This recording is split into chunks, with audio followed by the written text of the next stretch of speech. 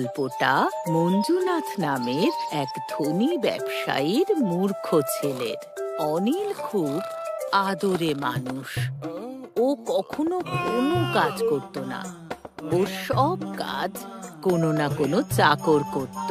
এই জন্য অনিলের অনুভূতি খুব কম ছিল আর বুদ্ধিও খুব কম ছিল, কিন্তু জেদ অনেক বেশি ছিল।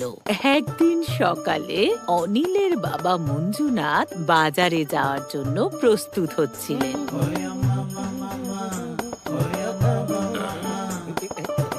তুমি এখন কোথায় যাচ্ছ বাবা? আমি বাজারে যাচ্ছি বাবা, গিয়ে একটা গরু বিক্রি করব বাজারে। আচ্ছা, বুঝেছি। আজকে তুমি না, আজকে পশু বেচতে বাজারে আমিই যাব।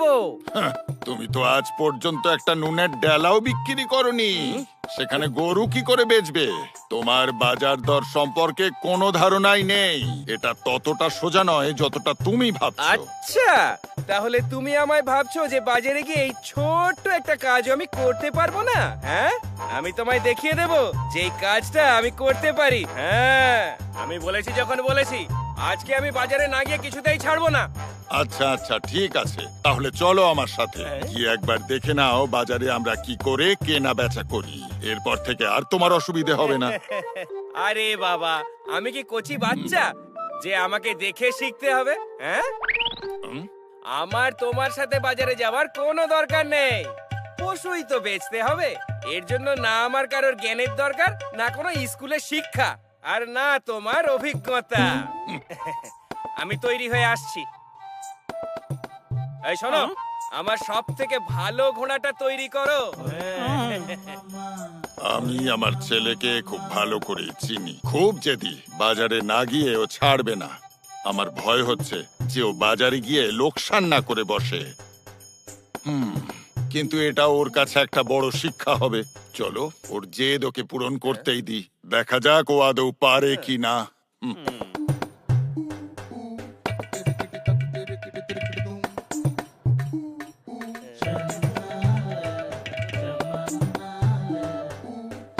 আরে বাবা, ব্যবসা করতে বেরোলে এটা কখনো দেখিও না যে তুমি কতটা ধনী। মাথায় ঢুকলো? আবার এতটা দূরে যাবে, রাস্তায় জঙ্গল পেরোতে হবে তোমায়, সেখানে। থাক বাবা, একটা শুভ কাজে যাচ্ছি যখন, এরকম অশুভ কথা একদম বলো না।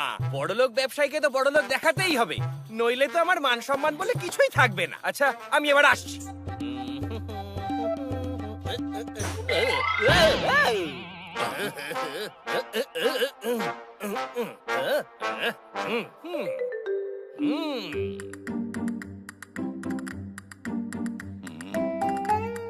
আহা, অনিল সোনার গয়না আর দামি জামা কাপড় পরে, তার প্রিয় ঘোড়ায় চেপে, গরুর দড়ি হাতে নিয়ে টুকটুক করতে করতে জঙ্গলের রাস্তা দিয়ে বাজারের দিকে যাচ্ছিল।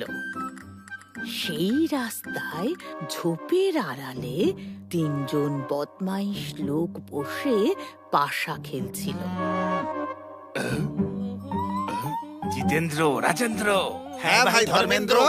জঙ্গল দিয়ে এটা কোন গাধা যাচ্ছে রে? চল রে, লুকিয়ে দেখা যাক এইবার। চল চল।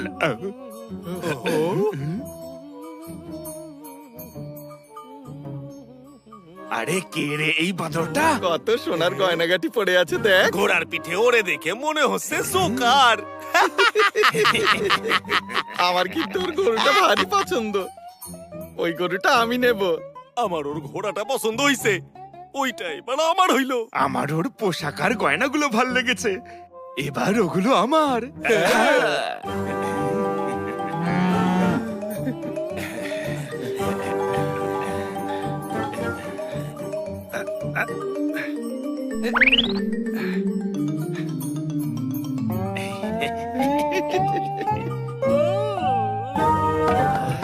ক্লান্ত লাগছে, বাজারে যাওয়া খুব পরিশ্রমের কাজ দেখছি।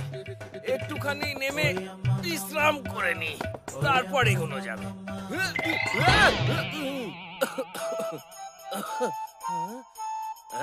ভালো হয়েছে কেউ আমায় দেখতে পাইনি। তুইও এদিকে চলে আয়, তুইও একটু বিশ্রাম করে নে। তোকে এই গাছের সাথে বেঁধে দিলাম। আমার পশু কালো হয়ে গেল কি করে? আর গায়ে এত বড় বড় চুল এলো কোত্থেকে এইটুকুনি সময়ে? তার মানে কি হলো এটা? আরে ওটা গেলটা কোথায়? আমার পশু! ওরে তুই কোথায়? কোথায় কোথায়? আরে কি হইল আমাগো রাজকুমারের? আপনার মতো রূপবান ধনবান মহান মানুষ এই রকম সমস্যায় আছেন কেন? কিছু হারায় ফেলছেন বুঝি? আমার পশু হারিয়ে গেছে। ওহো, সেইটা কি সাদা রঙের ছিল রাজকুমার? হ্যাঁ ও আচ্ছা, ওইটার কি 4টে পা ছিল রাজকুমার? হ্যাঁ হ্যাঁ ওর দুটো কালো কালো চোখ আর একটা লম্বা ল্যাজ ছিল, তাই না রাজকুমার? হ্যাঁ ভাই হ্যাঁ। তুমি কি দেখেছো নাকি ওটাকে এখানে? হ্যাঁ হ্যাঁ হ্যাঁ রাজকুমার, আমি একটা মানুষ রে ওই দিকে একটা গরু নিয়ে যেতে দেখেছি রাজকুমার, ঠিক যেমনটা আপনি কইতাছেন হুবহু ওই রকম। কিন্তু কিন্তু কি? কিন্তু কি? হ্যাঁ এতক্ষণে ওরা তো অনেক দূরে চলে গেছে, তাই না রাজকুমার? কি? ওহো, এখন আমি কি করব? বাবা আমায় কি ভাববে? কি বলবো? ও আরে হ্যাঁ, একটা ভালো বুদ্ধি আইছে। কি বুদ্ধি? কি বুদ্ধি? আমি এই গ্রামের সবচেয়ে সেরা ঘোড়সওয়ার। যদি আপনি আমারে অনুমতি দেন রাজকুমার, তাহলে আমি আপনারই ঘোড়া চড়ে সব করে গিয়ে খপ করে ধরে আনতে পারি ওই গরু চোর রে রাজকুমার। আমার চোখের সামনে আপনার সাথে এত ঘোরতর অন্যায় হবে এ আমি সহ্য করতে পারতাছি না। ও সত্যি কি তুমি এটা করতে পারবে? তাহলে এক্ষুনি ঘোড়াটা নিয়ে যাও আর ওই চোরটাকে আমার পশুটা সমেত এক্ষুনি ধরে নিয়ে এসো। এই নাও। যথাজ্ঞা রাজকুমার। আপনার মাথায় সত্যি কি বুদ্ধি! হ্যাঁ। অনেকক্ষণ হয়ে গেল, কিন্তু না জিতেন্দ্র ফিরে এলো, না অনিলের ঘোড়া, না তার গরু। এবারে মূর্খ অনিল বুঝতে পারল সে ঠকেছে। ওর খুব খিদেও পেয়েছিল আর সন্ধে হয়ে আসছিল। বেচারা কি আর করে, ও ক্লান্ত হয়ে বাড়ির দিকে হাঁটতে শুরু করলো। রাস্তায় অনিল একটা কুয়ো দেখতে পেল। ও জল খাওয়ার জন্য যখনই সেখানে গেল, ও দেখলো কুয়োর কাছে বসেছিল, হ্যাঁ, সেই তৃতীয় চোর ধর্মেন্দ্র। ও সেখানে একা একা বসে মিথ্যে মিথ্যে কাঁদছিল। আরে আমার সোনার বাক্সটা, এবার আমি কি করব? তুমি আবার কে? কি হয়েছে? কাঁদছো কেন বসে? আমি হীরের ব্যবসায়ী। হীরে মানিকে ভরা আমার সোনার বাক্সটা কুয়োতে পড়ে গেছে। আমি ঝুঁকে খাওয়ার জন্য জল যেই না তুলতে গেছি, অমনি আমার হাত থেকে পিছলে বাক্সটা কুয়োয় পড়ে গেল। আমি তো সাঁতারও জানি না। যদি ওই বাক্সটা আমি না পাই, আমার সারা জীবনের পুঁজি জলে চলে গেল। আমায় সাহায্য করো বাবা, সাহায্য করো। আমি আগেই আমার পশু আর ঘোড়া হারিয়েছি। যদি আমি এই ব্যবসায়ীকে সাহায্য করার বদলে এর থেকে কিছু টাকা চেয়ে নেই, তাহলে কেমন হবে? তাহলে বাবা মাকে মোটে মূর্খ ভাববে না। আমি তোমায় সাহায্য করব কাকা। আমি সাঁতার জানি, তাই আমি তোমার বাক্সটা তুলে আনবো। কিন্তু এই কাজের বদলে তোমায় আমাকে 20টা সোনার মোহর দিতে হবে। অবশ্যই বাবা, তুমি এখনই ধরো এই 10টা মুদ্রা। বাকিটা আমি তোমাকে বাক্স তোলার পর দেব। এবার তাড়াতাড়ি যাও, আমার বাক্সটা তুলে আনো। এই নাও কাকা, আমার জামা কাপড় টাকা পয়সা একটু লক্ষ্য রেখো কাকা। আমি এক্ষুনি বাক্সটা তুলে আনছি। ও নিয়ে তুমি কিচ্ছু ভেবো না।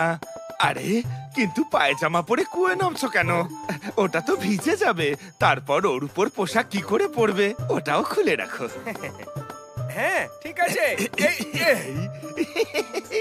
বড় লোকের বোকা ছেলে, এবার বাড়ি যা সব ফেলে।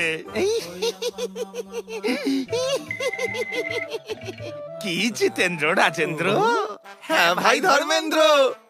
গেল বাঁদর কুয়ার ভিতর। পেয়ে গেছি বাক্স।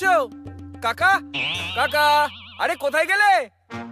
আমার জামা কাপড়, আমার গয়না আর 10টা সোনার মোহর। এ কি এগুলো কি পাথর? হিরে জহরত কোথায় গেল? পশু গেল, ঘোড়া গেল, গেল জামা কাপড় আর গয়নাও। মূর্খ চন্দ্র, কপাল মন্দ, এবার ভালো করে কেঁদে না।